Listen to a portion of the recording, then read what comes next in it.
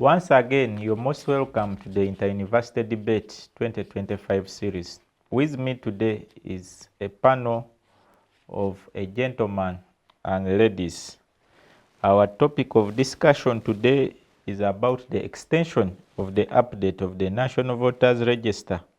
Is the time offered by the EC Chairperson Justice Mugenyi Byabakama of 1 week extension sufficient and of impact to see that the process will meet its fitness for the 2025-2026 election?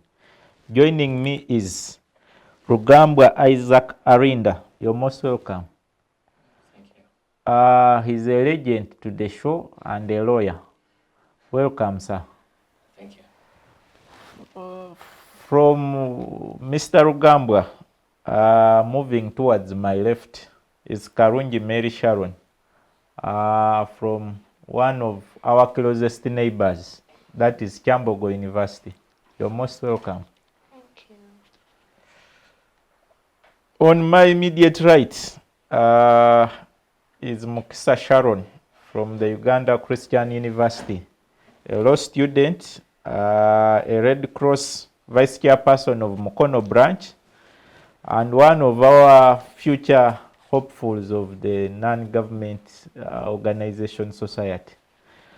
So, you're most welcome. Yes, I'll begin with you, Isaac.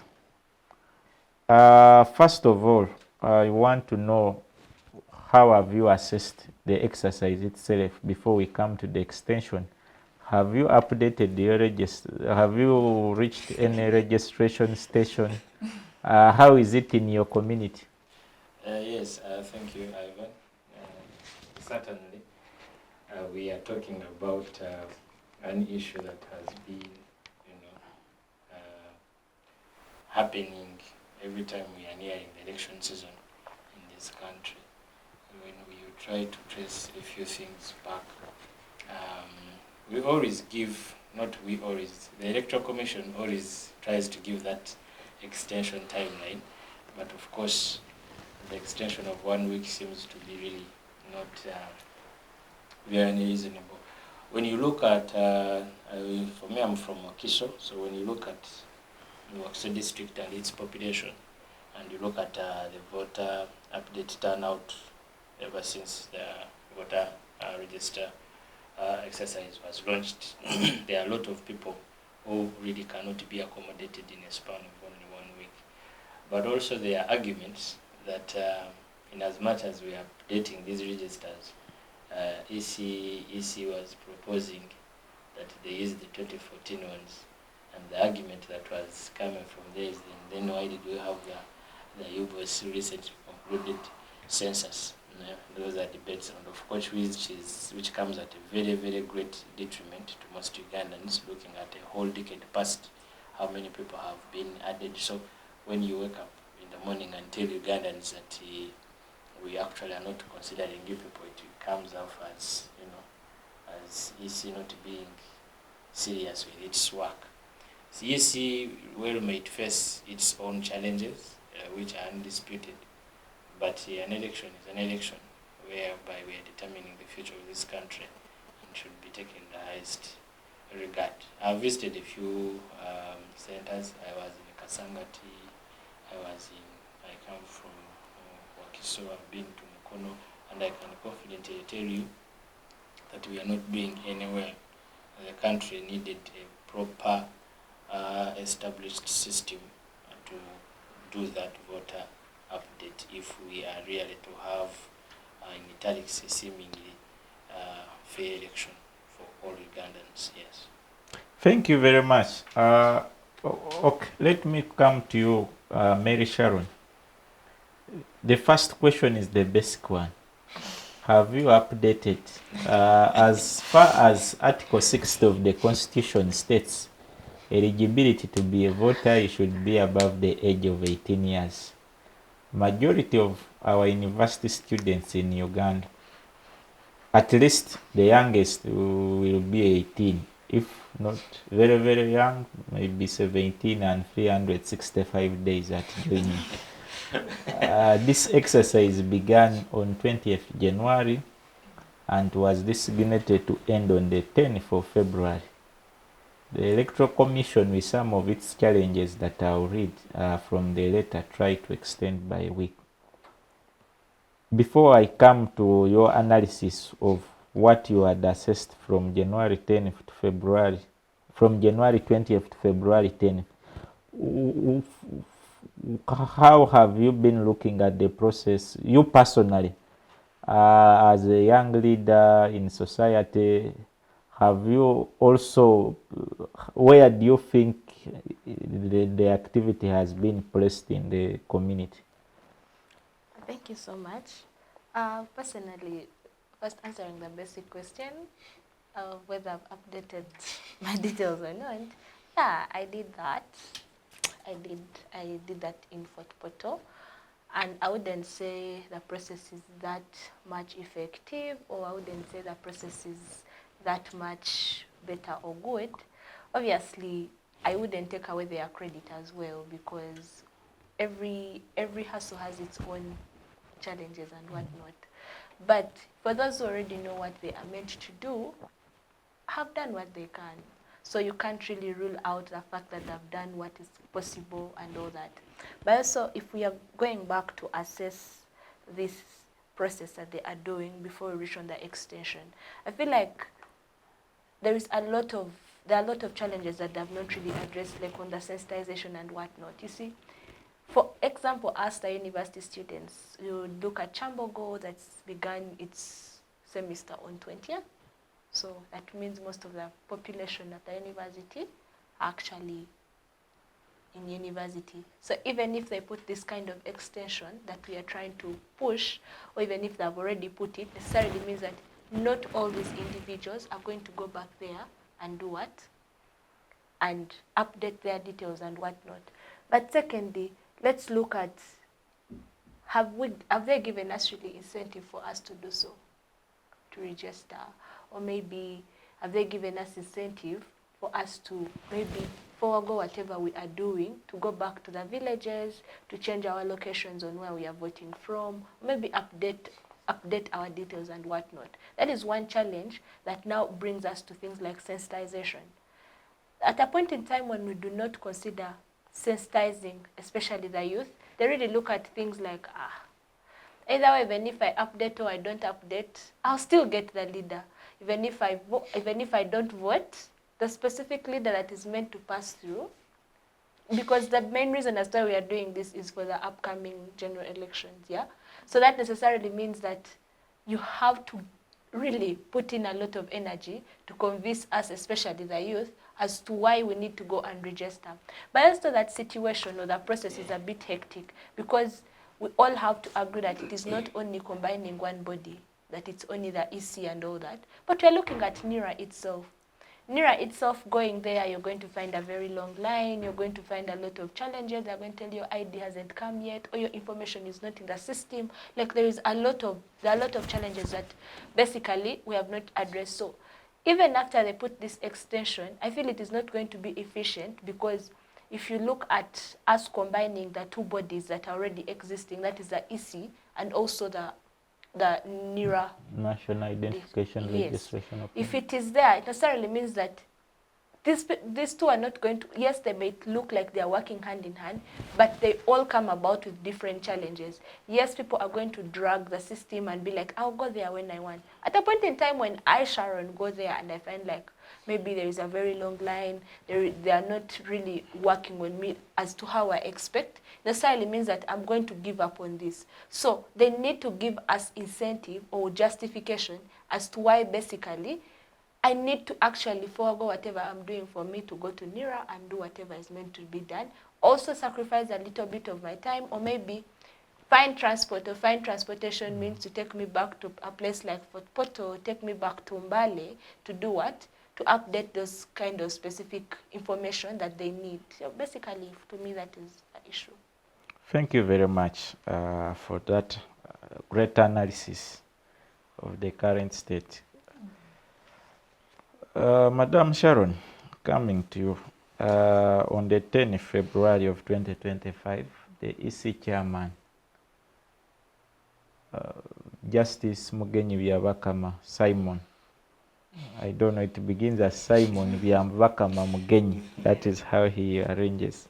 Released the statement on the general update of the National Voters Register. And in one of the paragraphs, he states, however, we have received reports and observed ourselves some challenges that have affected the pace of the update exercise, notably the limited number of registration kits from NIRA and their occasional breakdown due to old age. As we mentioned at the last press conference, the challenge of kits has slowed down the pace of registration and update, causing delays in attending to people in a speedy way. My question comes, was EC aware that we shall have an election in regards to its mandate? Article 61, Clause 1A of the Constitution of Uganda gives EC the responsibility to update the the National Voters Register with activities which will include registration of new voters, transfer of voters location for those who have migrated from one point in society to another, maybe due to fitting society. Where do you think this puts the readiness of the EC itself, the Electoral Commission of Uganda, and the government, who are the funders of the election, in terms of preparedness? Thank you so much, our host, for that question. I think you'll begin from the basic. The basic is that I was also waiting for his extension, and I will be registering and updating my voter. Since it is a Thursday, you have Yes, close 2 days. Close to 2 days to do that.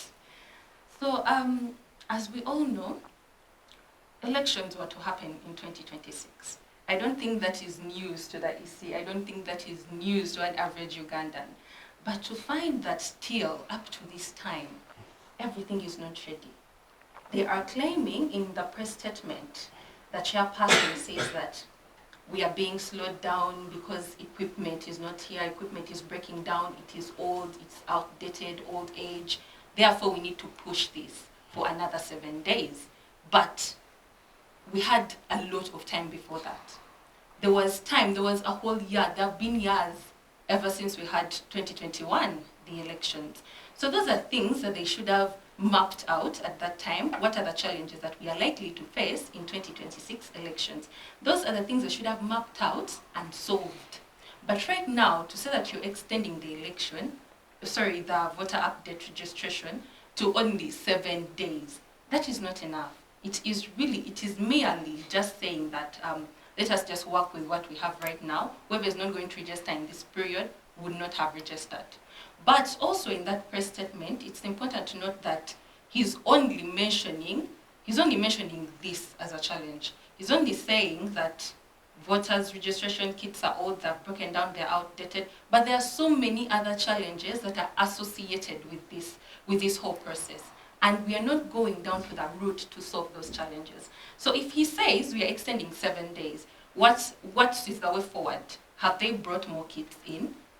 Have they brought more personnel? Have they looked at the funding? Those are the questions that should be answered, rather than saying we are going to push this and we are going to work with the pace of the machines that are around. I think they should go down to the root cause of what the problem really is and then solve it, because 7 days is really, really a very short time frame. And it is really a short time frame, and according to the press statement, he noted that there were around 300 that had registered, new voters registered. So in this short period, do you think we are going to exceed that number by even 50%? There are 361, yes. 432 new voters, and 292, 21 people who have transferred in a space of 21 days. So your question asks the 7 days. If in 21 it was that low, what about now in 7 days? Are people really going to rush up and go and update their information? Have they even been pushed? Have they been given this civic education to even do that? That is the question to the EC. In the 7 days, you will be one of the people that will be adding to that number. Because I have received the civic education. The statistical projection of the 2025-2026 election was expected to be around 22 million Ugandans. The last election, 2020-2021, had 18,100,3,600 free registered voters. Up to now, in the 5 years, the voters stand by February 10th, when the EC chairman read his press statement, was 19,925,574. It means in a space of 5 years, our voter turnout had only increased by close to 1 million voters. Okay, it is 1 million voters. And now he expects in a week, short 19 million less 22 million is how many? 3 less 3 million. The country expects to achieve their projected expectation, because Parliament budgeted for 22 million voters. They expect to achieve 3 million voters in a space of 1 week. Coming to you, Isaac Arinda, in a perspective of statistics, how feasible is this? Well,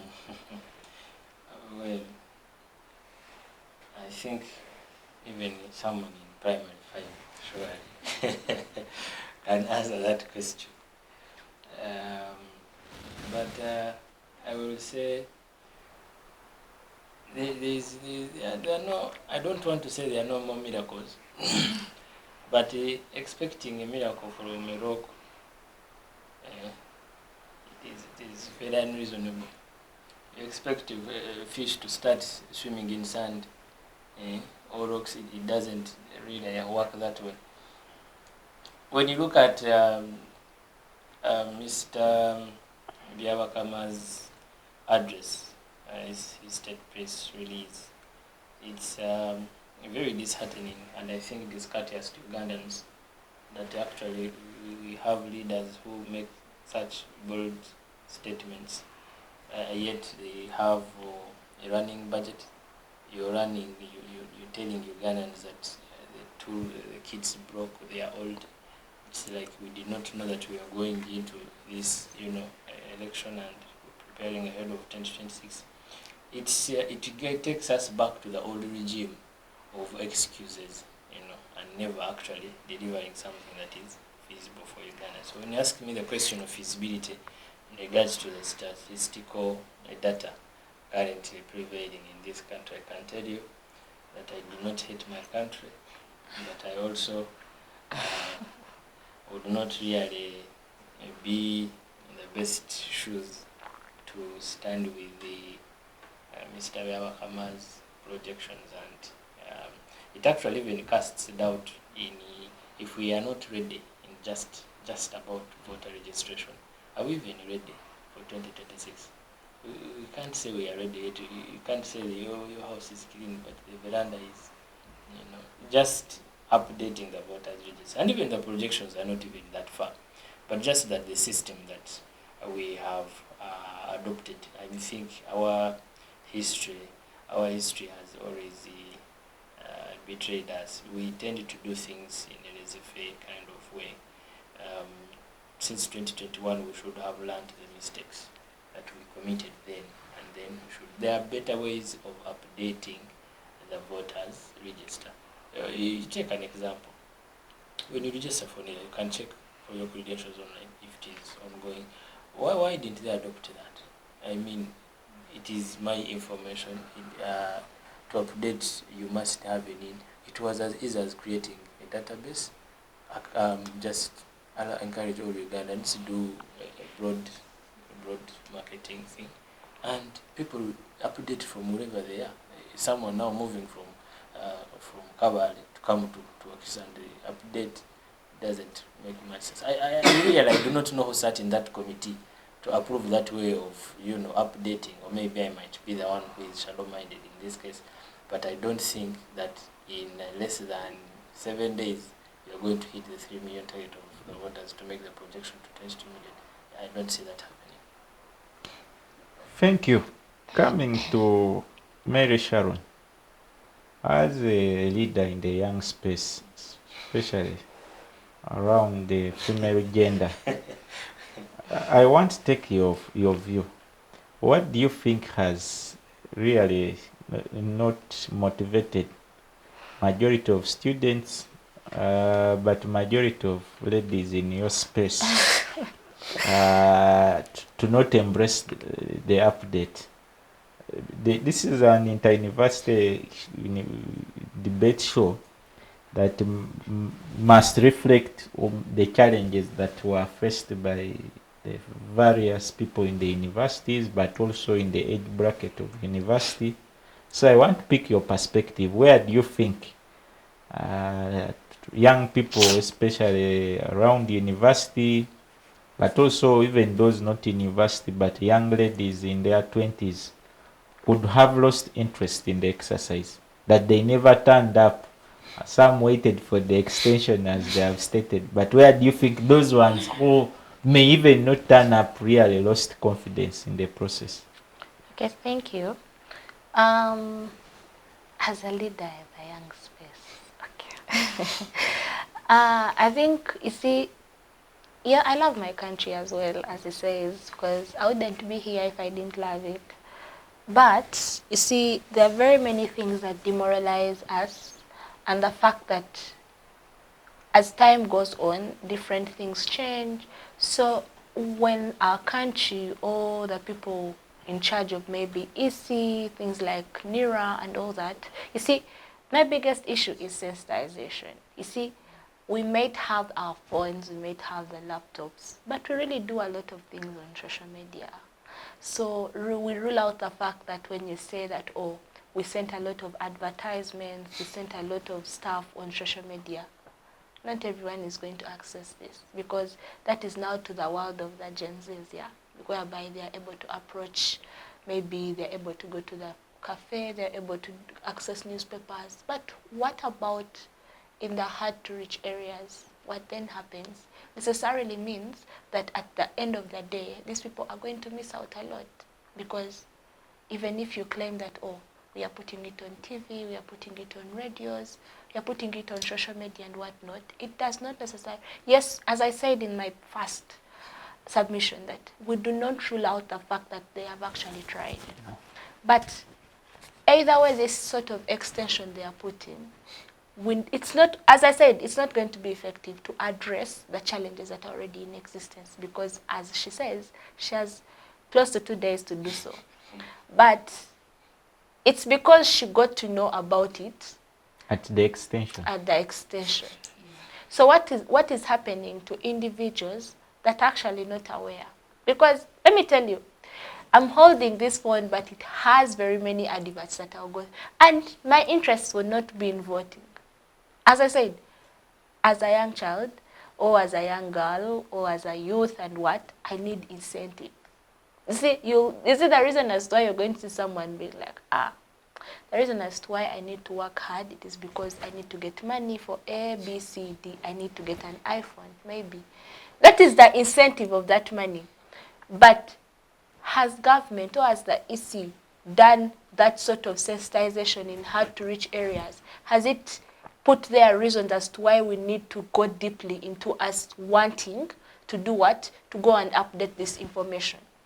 As I already said, there are different bodies that are actually working on this. So even if you come and say kits are not available, this is not an issue for the citizens. It's an issue to the governing body, because they actually know that 2026 people are meant to vote and campaigns are meant to start. You see, these are the same people in power.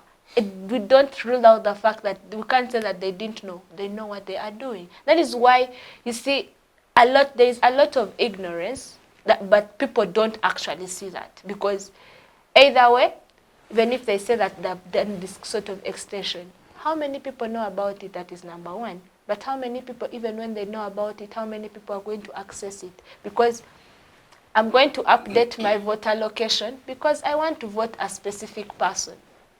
But if this extension has come on board and I'm at campus, or this extension has come on board, and because I'm sure she may not be a voter around Kampala, so she has to travel. So if I haven't updated my voter register and all that, I have to travel to Fort Portal. I need something like 40,000. By the time I get that sort of 40,000 and all that, so someone who starts weighing options. I think before this show we had a conversation on how you weigh specific options. You'd be like, but also why am I wasting my 40,000 to travel, to just go and maybe update? That is only to travel. What about coming back? And so the election may find you working in Kampala. That is the whole point. So we need to get incentive to as to why we need to do this. But my biggest issue is government, or maybe EC, has not done a lot of sensitization. But also, look at the challenges we face as individuals. We have a lot. If you don't have a tall cousin, in maybe Nira, you'll go and spend the whole entire day waiting for your national ID. They will tell you, oh, you see, you come back next day becomes the other day, that's a month, yeah? Even when he says that, oh, you're able to access your information and see the process as to why, the process why your ID has reached, or maybe is it in progress, is it in transit, or something.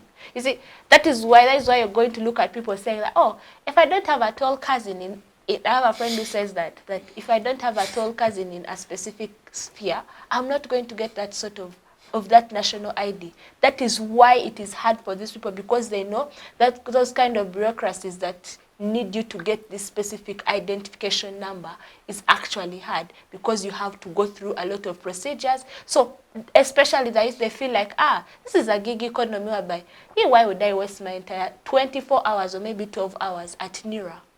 Or maybe at where I'm going to vote from, trying to update, or maybe trying to get my national ID. And yet within that short time, I can have gotten my money. You get? So they need to give us that incentive. But also lastly, that sort of sensitization that I've done is actually not enough. Let's go beyond the fact of us saying that, oh, you see, social media is one thing we have done, or put it in newspapers. Not all of us have access to those kind of things. I might have it because maybe I'm in Kyambogo University, we have a library, we have what. But what happens to people who are deep down in the villages, who are not in schools, who are not in spheres of maybe, I have tall cousins, I have who and who whatsoever, you get? That is the biggest issue. If they address that, but we feel like, I won't say that the extension is a bad move. It's actually a good move. But it is not going to effectively address the challenges that they've already addressed in the whole system. Thank you very much, Mary Sharon. Wow, coming close to Sharon, we are now in the debate of the tall cousin. Hope as you go to update, you'll have a tall cousin. Our question still runs around stakeholder engagement. The civil society, government itself, but as we are the inter-university debate, we want to come and discuss the engagement of the young people. First of all, Mary Sharon has really shed light and put it more clear about the issue of publicity and sensitization. But when you look at the entire process, I want you to point out maybe where you feel there has been inefficiency towards, I think, the entire process, besides giving the responsibility of sensitization itself, because there have been reports where even the EC officers to road has been an appropriation, or that you find a sub-county or a division like Kira having around one kit, and that person needs to rotate around the wards. A ward like mine in Nambole, you can find has close to 30,000 Ugandans, but there has been assigned one individual and one faulty kit that needs to update close to 30,000 Ugandans who want to check and verify their voter details. My question there comes, with those efficiencies, where does this leave the credibility of the entire election itself as a whole? Thank you for that question. I wanted to draw back a little bit on It is very fine. It is very fine. Sharon was mentioning about sensitization. You would find, like she said, you would find social media, yes, the posts are there. You would find articles running, posters, flyers, all of that. But I don't want to say as Ugandans, we have a sort of laziness towards reading. Recently, because I work with Red Cross Mukono branch, so we were recruiting members to do a first aid training, but we made a poster because we said we cannot just put out a press release. There is a lot to read. So we just put a poster, we put the venue, we put the amount, we put the date. And I was sharing this poster. So I shared it to someone, and then their next question was, when is it? How much is it? But everything is on the poster. So that just shows you how people are really not interested into it. They're really not. Someone said that if you want to hide something from a Ugandan, put it in writing. Like, say there is money here, there is money in this hill, but write and stamp it somewhere. No one will read it. So as much as the EC is trying with sensitization on social media, they should get down to the grassroots where these voters actually are. Because we see that in the previous 2021 elections, we had people voting, but still the youth percentage was quite low. So you find that people who usually vote, who are interested, are the elderly people. And these are the people who are not getting this sort of information, the civic information, the civic education. There are people that we are leaving out, that people cannot access the social media. There are people that that really, really need this civic education because they're going to vote, and their vote is going to count, it's going to matter. So yes, I feel like the EC is really, yes, they have done something, but it's really lacking in that sense and in that scope. Well, other challenges that the EC is facing and how they could go about it, we have so many. There is funding. There was a budget that was released, but it has not yet been quite addressed. They wanted a certain amount of money. I think it was around 700 billion. 764 billion shilling. Yes. But then now the government is saying we are going to allocate a certain amount. They received around 100 exactly. and something. So you'd see that the difference is really huge. Their budget, the budget that the EC initially had, they had goals for it. They had planned, before you do the budget, you know where all the money is going. So they had planned, this money is going to do this money is going to the polling stations, construction of the offices in Lubowa. They had planned so many, but then when you cut them short of that budget, now they have nowhere else to resort to because they're fully funded by the government. So where else are they going to get this money to proceed with this election? So those are things that I believe that should be looked into. Also the personnel training. Have they gotten people that are going to train? Like you said, one person with this faulty machine. But they have that. People are interested in taking up these positions. You'd find youth.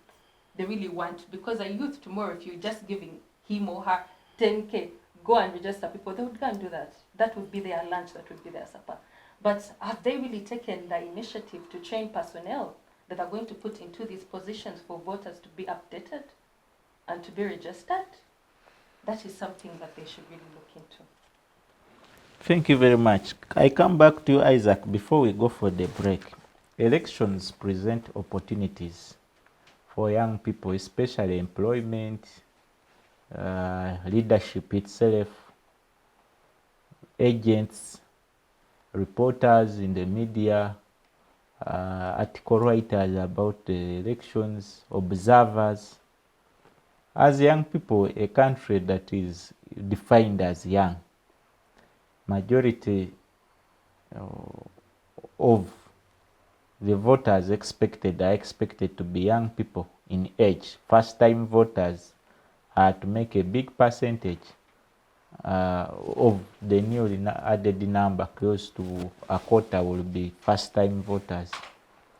Where do you think poor handling of the election leaves the opportunities for young people in this particular election as we go to the break? Thank you, Mr. Ivan. Now, my colleague is here. You don't have a tall cousin. I don't have a tall cousin, unfortunately. Neither do I have a short one, so maybe might have myself. But now, there are a lot of things, of course, definitely happening in the country. We might not rule out the fact that, of course, as government, it doesn't run one entity, which is the Electoral Commission. And of course, knowing that our budget, most of it, the money is usually come from abroad. And now we are facing a little bit of part of which I don't want to. I think this happened before even Trump came to power. Yes, it did. We began preparing for this election in 2021. Immediately after that budget, they presented a budget of first 1.1 trillion shillings that was slashed to 764 billion. This is true.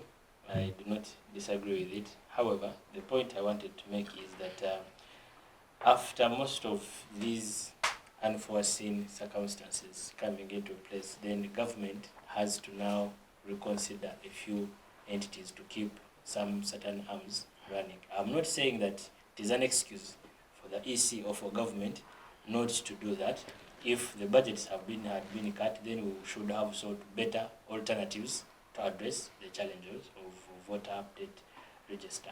However, I would say that where does it leave the youth? The Mutua 1C, we had a call out last year between May and August, whereby NIDA was recruiting people to actually new staff to help update the national IDs, register new people who didn't have, renew. And I want to tell you that up to date, people who were passed or who passed interviews actually are not yet. There was a big chunk of Nikoloro that it rain even showered people.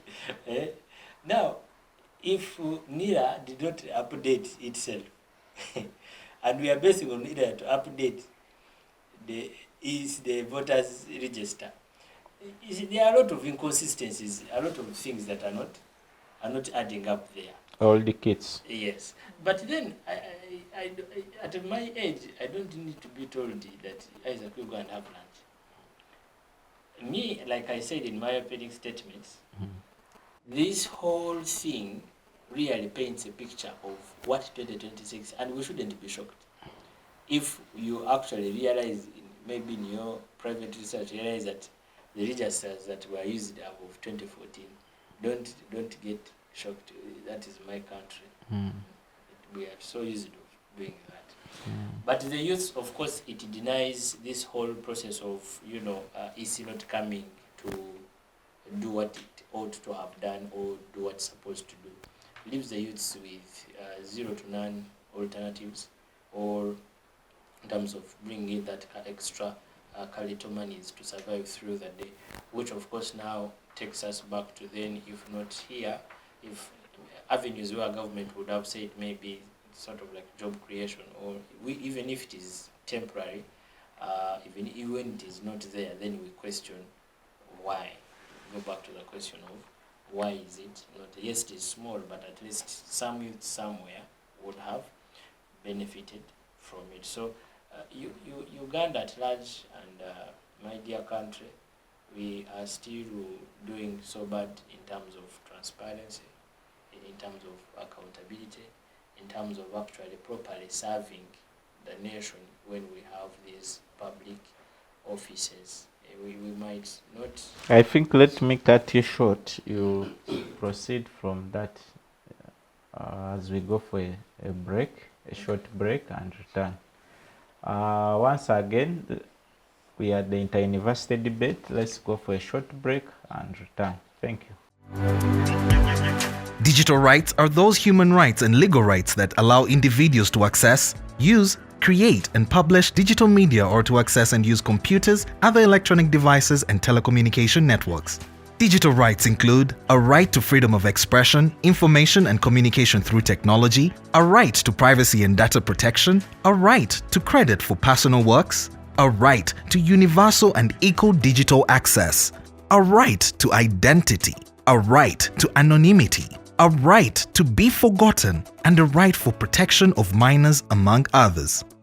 The state's digital rights are frequently violated through various unfair actions, for example, blockage of websites and social networks, theft of credentials, unauthorized use of people's data for personal gain, privacy intrusion, online censorship, arrests and intimidation of online users, internet blockages, and the proliferation of laws and regulations that undermine the potential of technology to drive social, economic, and political development worldwide. It is hence every citizen's responsibility to respect rights of other digital users and to speak out or report to the responsible parties when one's rights are violated. You're most welcome from the break.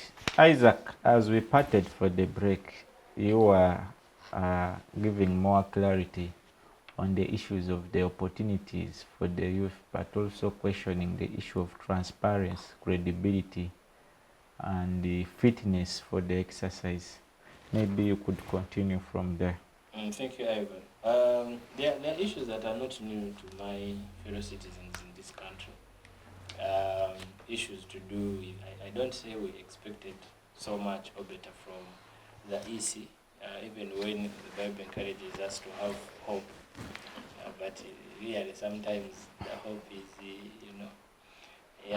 But in terms of the youth benefiting, like my colleague Mary here argued, we have created a state whereby the youth wakes up and does not have any sole reason to actually even participate, not even update their vote, to participate in the election. Why should I vote? We do not have that reason why we should vote. So even the voter turnout from 10th Jan to Feb, it's usually because that question is unanswered. We do not have leaders who, I am fighting for this. This is the future I envision. It has come to a point where now, Ivan, you look at yourself. But the Minister of Finance announced good plans for young people. The Minister of Finance, of course, he has always announced good plans. It was not the first time. That time he told us how our economy was. Say, agri-tech, youth. Actually, even addressed Parliament and told them, don't worry, the money will come. The money will. So I honestly, I can say that in my country, we have a lot to do in terms of our bedroom politics. And I think we have even reached a point where we are no longer bothered by our international image. Because if we really were, we would have done far better. When you look at how the country is organized, how the country is being run, it is like we do not have, a vision and a mission to where this country is headed. Why would we have faulty kids, yet we are months away to an election? Like, there is no explanation for that. You cannot explain the budget was cut. Then if it was cut, what were the alternatives? The reviews. Was that the best alternative really? When money is cut, weren't there other ways of updating this voters register? Was it a fact that we had to first place people down at the sub-county level and whatever? Even the people who are placed in the central region here where we are, the voter turnout is still not there. So I think it still comes back to the question of, one, why would I spend, even if it is an hour or two, lining up at offices, yet at the end of the day, it doesn't really change a lot in terms of the politics of this country. So once we do not have that question answered, or there is no reason as to why we should, even be having these press releases and whatever. The EC can decide to go do their own things. They will even maybe vote themselves. It is okay. Mary. Why would you run a country at your own terms? Yet the constitution is clear. It's for the people. Mary, coming to you. Taxpayers in this country are to pay highly for the extension, but also for the entire election. a close tune that was approved of around 700 billion shillings, making it one of the most expensive election in the history of Uganda. The election is to produce close to 3 million leaders. I don't know if you'll be one of the 3 million. While these people working in EC were at universities, the universities they studied in were accredited for holding free and fair elections. My time as a student at Kyambogo, we did have free and fair elections, and twice I was a candidate. Where do you think we as a country, I think the only university that has failed to organize elections in the last 1 year is Kyambogo. Because Kyambogo lately, its democracy took another swing. Where do you think these people who go through even primary school, where these primary schools organized credible elections, fail at a national level to show organization, to show efficiency, to show impact, that they understood what school taught them in regards to elections? That's a tricky one, but sure.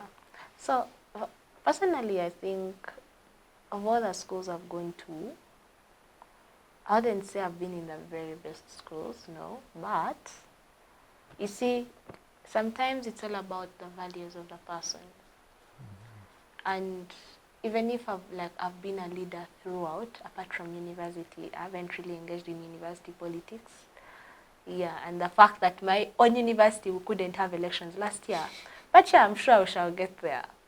But the reason as to why people reach in the big spheres, or maybe national politics or national organizations, and fail to serve diligently to what they ought to have done, reason one is because I wouldn't say they are not motivated. I'm sure they know what they are doing.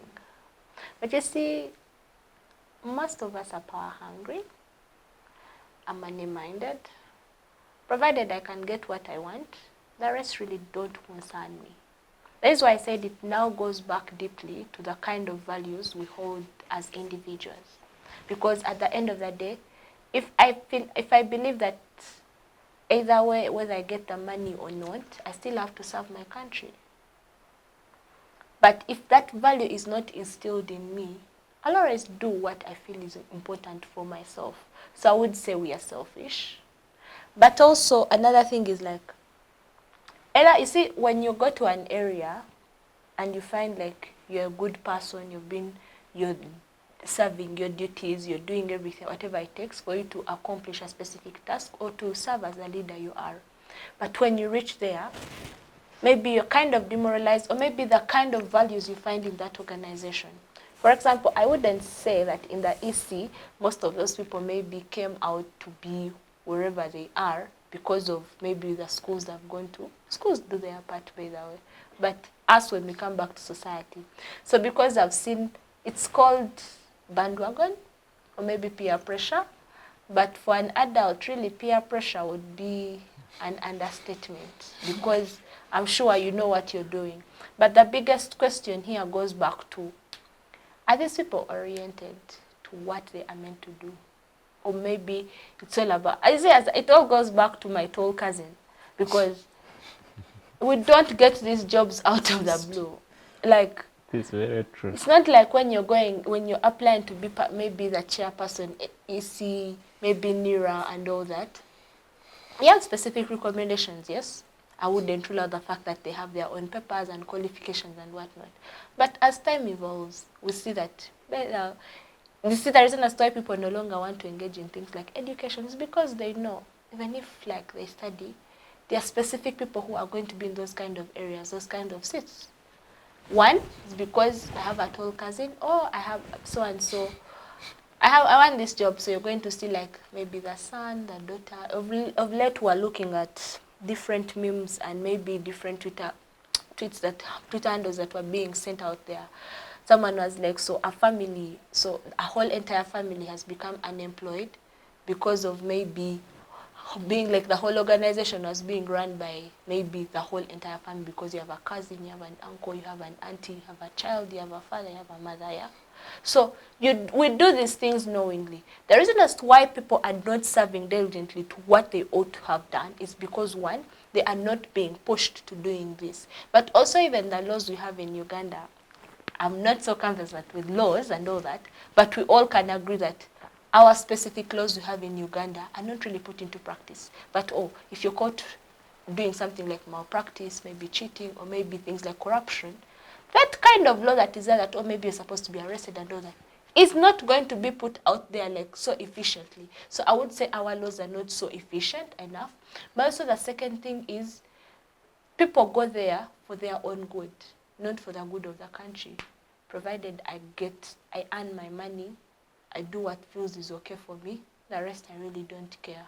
That is, we have failed to get that sort of love for specific things of ourselves. That is why you see people, when they say for God and my country, people change it to my God and my stomach and whatever they feel they want to do it, because it's all about being selfish. Or maybe because people feel like they have, even when they have worked hard, they're still not going to be appreciated. So they'll do whatever it takes to either embezzle, to do what, or maybe when it now comes to politics, this is something we can all testify to.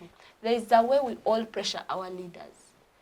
Because we feel like all the leaders we have are our mothers, they are our parents, wherever. So if I've lost someone and my MP has to be there, has to give me money, it's not even a request, it's like an order. If I have a wedding, if I have a birthday, or if I have anything, I'll run to the MP. That's why I'm not justifying why they need to do whatever they are doing, but we are paving a way on why these things basically happen. You expect someone, my child has not gone to school, your MP has to be there. My goat has done this, it has died or something, that is health, all those things. So we push these people to doing whatever they do because maybe they are looking for survival as well.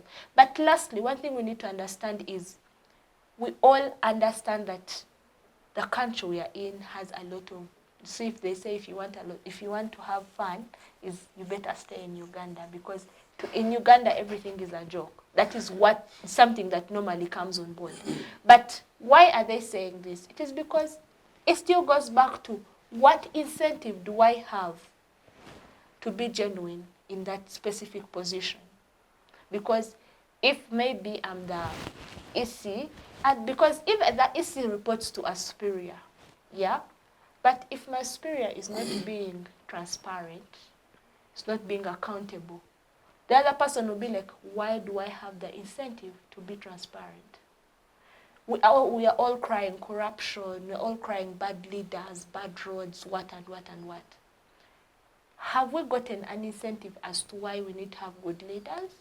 It is us who put these leaders into power, and it is us who choose these specific people. That is why, as he says, that few people of the youth go and vote at the end of the day. Just because you don't have the incentive, because either way I know, I'm going to vote so and so, and maybe they won't pass, because we have it in our mind that maybe there's going to be malpractice, there's going to be whatever it takes. So for us to have good leaders, or to have those people have those specific kind of values, we don't attach it to the kind of universities we have been in. Because I believe us being in university politics and national politics, these are two different things. First of all, if you look at people in university politics, there is not much money that you get from there. But this is you in a national seat, or maybe in a big seat, that you earn millions of money. Sometimes you pay yourself, because as you're paying the members, you're also paying yourself at the end of the day. That is the only time you get to know someone's true values that were instilled, yeah? So we don't really blame it on maybe the schools we have been in, our parents and whatnot. But at the end of the day, we are all adults. We are on a consenting age of 18 and above. So we basically, most people do these things knowingly. We can't say they do these things unknowingly out of ignorance. They actually know what they are doing. And if they want to stop it, it is us now to decide which kind of leaders we need and what needs to be done. Basically. Thank you very much, Mary Sharon. Coming to you, Sharon. Your colleague, your namesake, raises a serious issue on values. She attaches credible evidence and facts. She gives clear examples She also points out the issue of pressure on the outcome of the electoral process. The line ministry responsible for elections in Uganda is the Ministry of Justice and Constitutional Affairs. The chairperson of the EC is a justice of the High Court. We are faced by a situation where the processes that lead to a credible election are at test underperforming to an extent of either being underfunded or even on ground being poorly handled. From your perspective as a law scholar, where do you think maybe is there a challenge with the law governing elections as to Article 60 of the Constitution or Chapter 6, which is, it is Chapter 6, Chapter 5, representation of the people. I think it's Chapter 5, because Chapter 6 is the legislature, with line to our laws on elections, is line to the Electoral Commission Act that is of 1989. I think there has been do you think part of the key issues attributing to the election, is it still as a result of values, pressure? She points out the issue of inefficiency, or it is as a result of shortage in the law? Thank you for that question. As you rightly pointed out, that it is something to do with individual values, what you stand for as a person, and we have seen that Africa and Uganda at large, we were largely community-based people. But then as time goes on, as these generations go on, people have become more self-centered.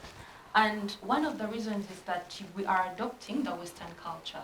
Self-centeredness, selfishness, not thinking about other people. That is who we are today. That is why we are greedy for positions, we are greedy for money, we are greedy for things that are automatically going to perish at some point. But we would also take a look at the law. The law, Article 60 of the Constitution, will establish the Electoral Commission. But then it also states that the chairperson has to be appointed by the president. And what does that say to how these elections are, to the efficiency of the chairperson, to literally the process itself? So because we are having someone who is appointed, merely appointed by the president, do we expect that person to contradict with his superior? Do we expect him to report something that is different from what his superior would want? No, because it also provides that this person, the person that has been appointed, has a chance to be reappointed for another term. So are you going to put yourself on the line, on the front line of not being reappointed again? I don't think anyone would want that, and I don't think, looking at Simon Biawakam, I don't think that is something that he also wants to put himself at. Not to be reappointed, the fear of that. But at the back of it, he is forgetting that he is in a national position to serve the people, not to serve your superior. That is something that we often forget. And even though we have been in these different schools, different institutions, someone recently, I had a conversation with a person, and they really brought to light that the university can only do too much. It is you and what you've gotten from that university that is going to push you. It is your incentive, like we are at university, I'm at UCU. They're not going to come and tell you wake up and go to class, no. But there is class at 8 and there is roll call. So if you're late, you're going to miss that roll call. So it is what I have picked. Get up early, go to class, do this, but the university is not indirectly telling me to do it. So it also comes back to the chairperson. It comes back to the chairperson, the schools he has been to, the police interacted. What values does he stand for? Those are the values that are going to project in the process of the Electoral Commission. Because if you are in a position of leadership like he is, he has the power to influence. He is leading a whole commission, a whole team. So how is he leading that team?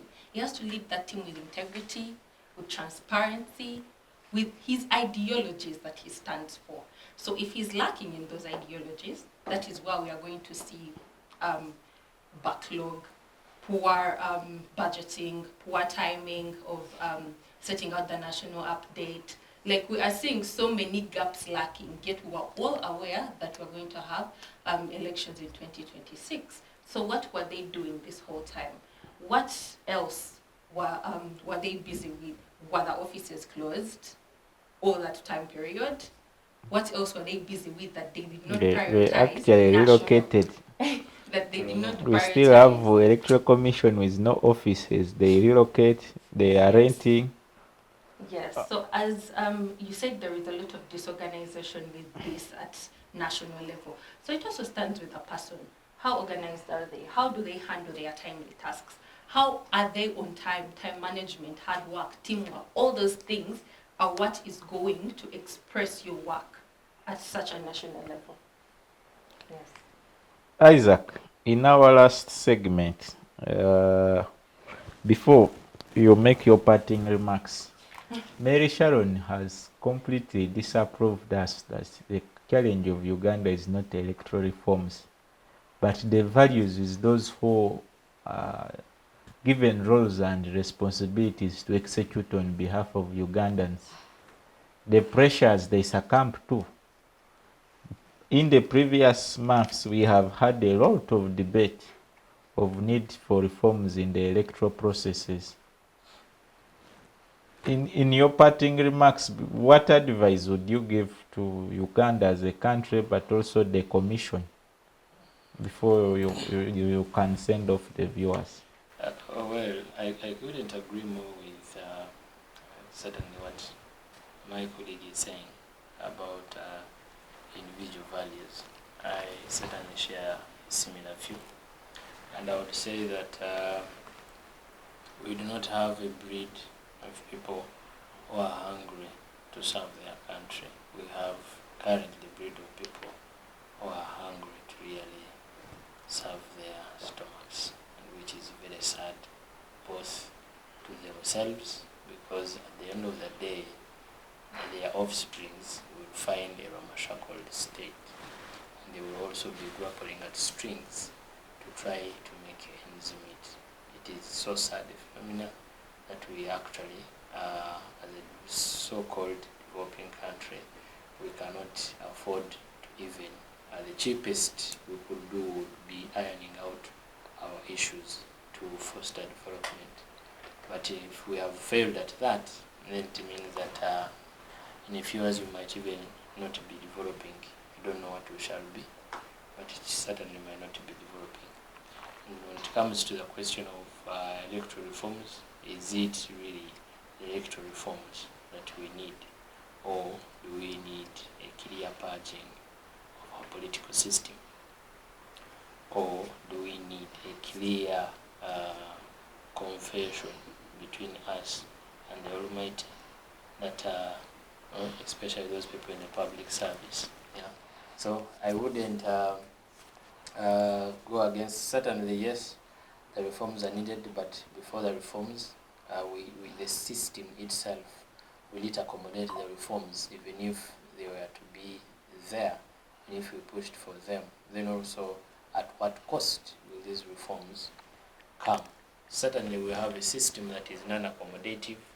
We have a legal system that really is for the privileged few, and sometimes I even feel ashamed that I count myself as one of, the legal members in this country, because when you look at how things are being run, you have the justice who is leading an EC, but things you can't give an iota of accountability.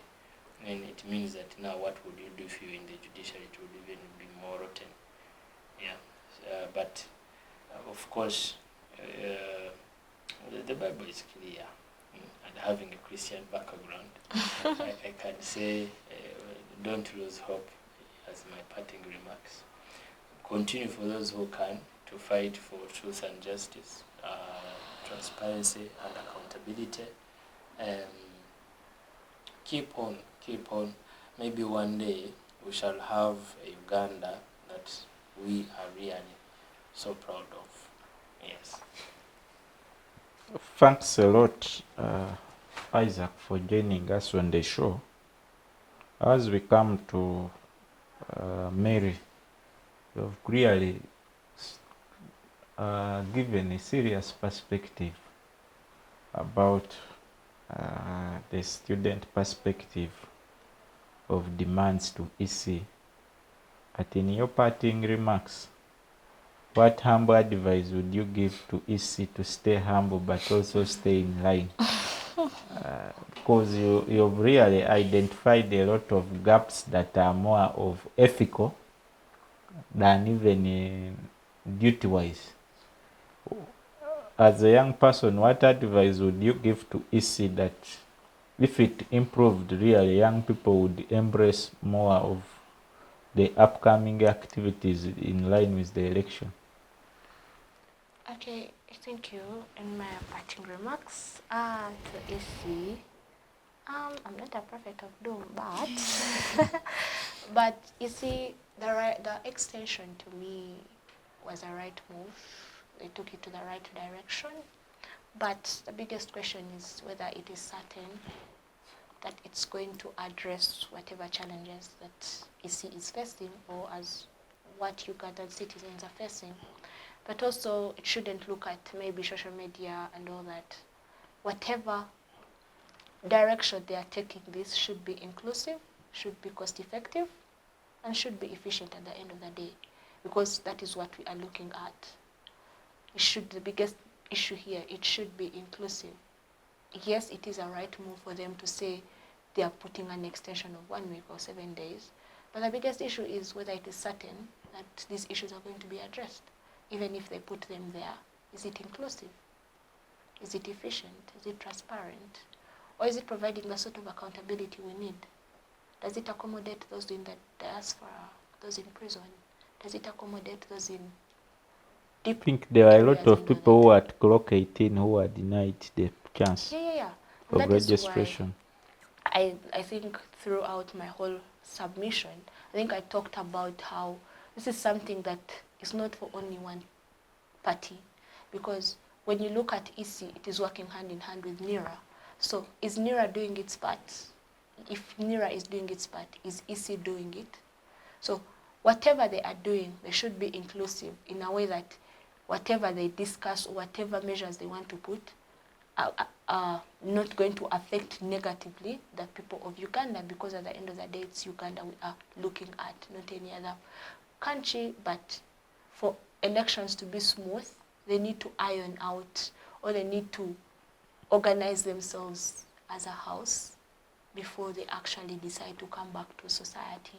Because even in families, before you air out your dirty linens and what, you have to first fix them in that area. So lastly, as youths, let's really take it up to us in these 2 days that are left. We could do, including my namesake here, we can go there, update, change your location where you feel you're comfortable, and we shall all be well. Thank you very much for gracing the show. As we come to your namesake, the next official registered voter in the few hours coming. Your parting remarks for the show. I think the topic at hand was us to discuss the extension, and like my namesake rightly said, it is a good move to extend, because the number that they had registered was really low. There is need for more voters to be registered, for more information to be updated. But then it is such a short period, so they should really work on the efficiency. How are they going to achieve that target? So right now, I don't think any of them should be seated in their offices and waiting for all of this to be done. They should be on ground, doing the work, talking to these people. Civic education, the change, the difference in those numbers is only going to happen if they have really put in the work for it to happen. So I would advise the Electoral Commission and everyone that works there to get onto the ground, because the voters are on the ground. The voters are not on Twitter. They are not on Facebook. They are not wherever you are sharing your posters. They are on the ground.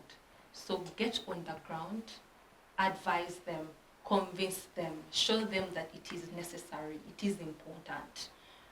right until then, that is when all the numbers will be updated. That is when we shall get the target that we want for the election next year. Thanks again to our viewers for joining us on another edition of the Inter-University Debate. Special appreciation to our production team, Center for Constitutional Governance, Civic Space TV. Let's meet again next afternoon, next week, same time, same place. Have a blessed weekend.